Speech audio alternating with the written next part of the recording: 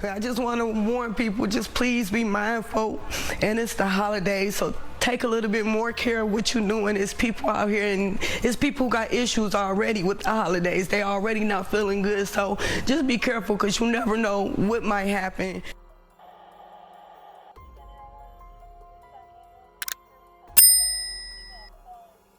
My name is Sergeant Brian Bauer with the Phoenix Police Department's Public Affairs Bureau. What brings us out here this evening is terrible, unfortunate circumstances that had happened just behind me off of 19th Avenue and Baseline.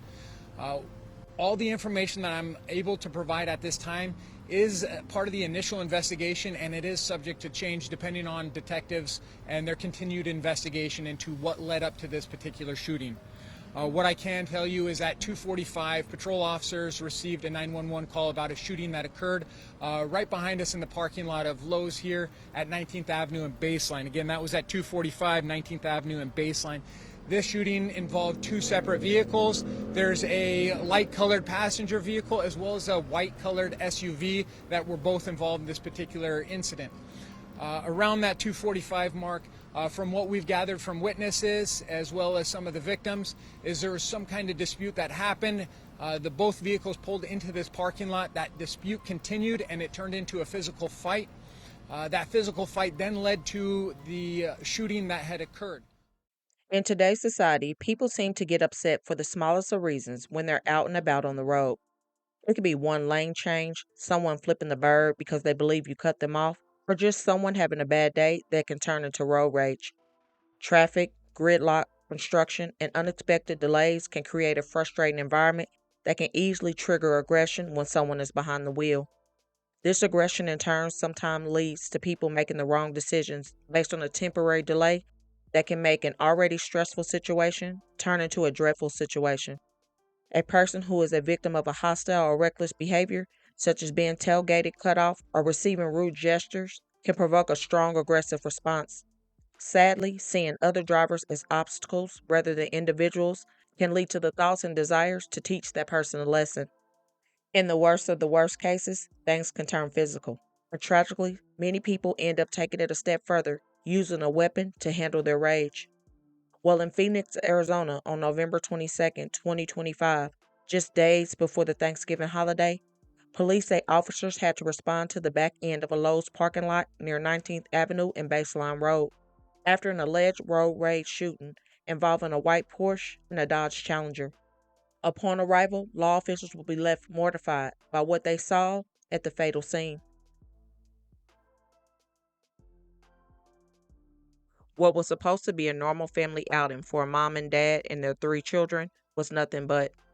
30-year-old Quincy Polk and his fiancée Alexis Cardenas were out with their three daughters headed to Lowe's that Saturday, November 22nd.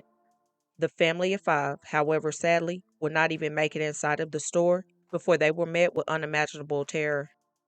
Once the shots rang out, 911 was called, and they were told that a heavy-set man in his 40s had gotten out of the gray Dodge Challenger and shot a man that was in the white Porsche, also revealing that his wife and children were also in the car. A young family devastated. Joezra Martin tells me her son Quincy Polk and his fiancée Alexis Cardenas were in the car yesterday with their three young daughters heading to Lowe's. I ain't never gonna see my son again. I ain't never gonna see my grandbaby again. According to Phoenix police, they were pulling out of the parking lot on 19th Avenue and Baseline when a fight broke out between Polk and another driver who was also pulling out. Police say the two separated, only for the other driver to return to his car, grab a gun, and shoot several rounds into the family's SUV. Once officers arrived at the location, they would end up detaining a man by the name of Tyrone, who had placed a handgun on the roof of his car when officers took him into custody. Investigators said that is when Quincy was found unalive in the driver's seat, and one of his daughters was also shot in the head and sadly passed away after being rushed to the hospital. The third victim, Quincy's fiancée, who they refer to as his wife, was found with a gunshot wound in her upper arm, shoulder, and face. And the fourth victim was a 5-year-old girl who was also shot in her thigh. Additionally, there was also a 1-year-old little girl in the car who was unharmed. What we know about the shooting is in that light-colored passenger car I was referring to, there was one adult male inside that vehicle, and then in the white SUV there was two adults, a male and a female, and two young children in the back of the vehicle. There was a physical fight with several of the individuals in the parking lot, and that physical fight led to a shooting that had occurred. What we understand is the individual adult male that was in that passenger car began shooting into the SUV. Multiple rounds were fired, and from that shooting itself, the adult male driver of the SUV was shot, struck, and has been pronounced deceased here on scene. The adult female was also shot. She was transported to the hospital in serious condition. The two young children that were in the back of that SUV were also shot by gunfire. They are both receiving serious critical treatment at the hospital as we speak. These are circumstances that nobody wants to be involved in. Everybody out here on scene wants to come to the conclusion and find out what exactly happened, what led to the circumstances that had four different victims being shot, one of them here on scene deceased. With that being said, detectives are just arriving on scene. They're going to come out and speak with all the witnesses, try to identify the different video cameras that are here on scene and find out what led to those circumstances. There's always a possibility that some of these cameras don't pick up exactly what took place. So detectives, the Phoenix Police Department, we're encouraging the community that if you were out here around that 245 mark leading up to 245 and slightly after, if you have video, if you have any kind of information that might be able to help detectives draw to a conclusion on what took place before the shooting as well as during and after the shooting, we're encouraging everybody to call into 911, calling into our silent witness if you want to stay anonymous. You also have the option going on to silentwitness.org and providing those videos, those pictures, any of that information that, again, can help detectives into understanding what took place and what caused this situation that left an adult male deceased and 3 individuals at the hospital in critical. What could have happened so bad that someone would shoot 4 out of 5 family members as they were headed to Lowe's, all because of alleged road rage? Now, once Tyrone had got to the police station, he would start to speak about what took place. And according to his account of things, he would say that he was trying to get a loan at a shopping center and was asked to provide a bank statement. He said it was that point that he would leave, and he noticed that an SUV had pulled behind him and started tailgating him. The alleged person that was in that SUV was Quincy driving, his fiancée in the passenger seat, and his 3 children in the back. Tyrone stated that Quincy honked his horn several times for unknown reasons, and that is when he decided to get out of his car, walk up to Quincy's vehicle, and ask what his problem was. That is when Tyrone said he reportedly claimed that Quincy punched him 4 or 5 times in the face, head, and body, saying that he would not stop. Allegedly, Tyrone said he fell to the ground and crawled away to a wall. That is where he said Quincy reportedly hit him again before grabbing him by the front of his shirt and saying, "Next time I'm going to effing unalive you." Moments later, Tyrone told investigators that the woman in the passenger seat of the SUV would approach and kick him once on the right side of his head when he was on the ground. Tyrone reportedly told detectives that he got up and had blurry vision from being harmed, but walked back to his car to look for his shoes that had fallen off during the altercation. Then Tyrone allegedly said he heard a honk behind him, telling him to move because he was blocking access on 119th Avenue. It is at that point that Tyrone allegedly grabbed his handgun and decided that he was just going to start firing, saying that he was angry that he had been harmed. Allegedly, Tyrone said he attempted to fire 4 rounds at the driver of the SUV and the Porsche. However, he said he was unsure if he actually struck the driver because of a glare in the windshield. Police said an older yellow Volkswagen van had also been struck in another vehicle, and the people inside of the Volkswagen said they reportedly had to duck to avoid being hit. Quincy's fiancée allegedly got a gun out of the SUV and reportedly fired 3 rounds in the direction of Tyrone, who fired back at her once. It was at this point that he approached the woman, who he believed wasn't hurt, and told her to drop the gun. The woman reportedly agreed, and that is when Tyrone threw his gun before calling 911 to say he had just shot someone. Hitting Quincy, Alexis, and their 2 daughters, 8-year-old Envy and 5-year-old Navy Blue. You already my son, like, why did you have to my grandbaby too?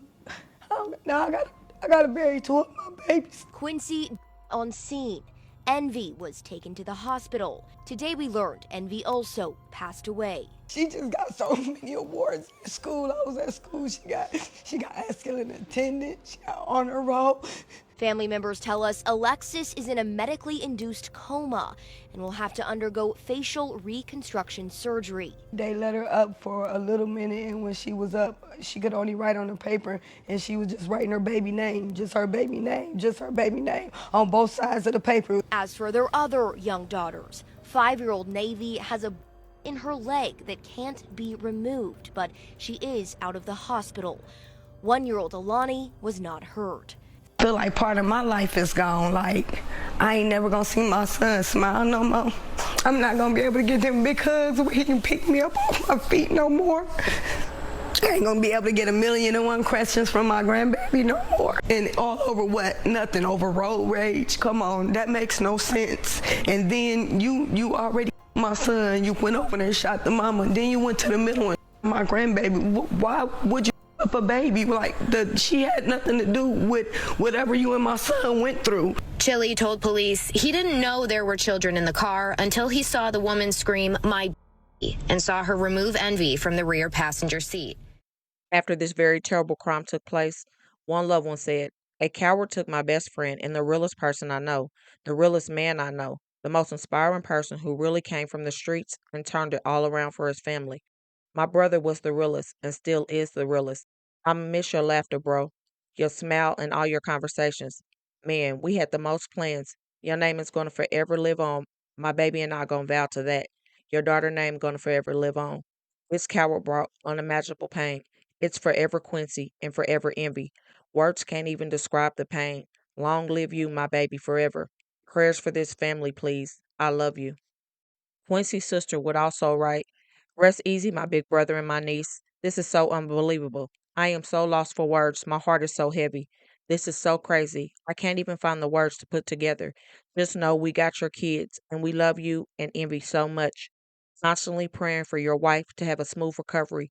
We got you and Envy forever. Forever in my heart, forever in my prayers. I love you so much."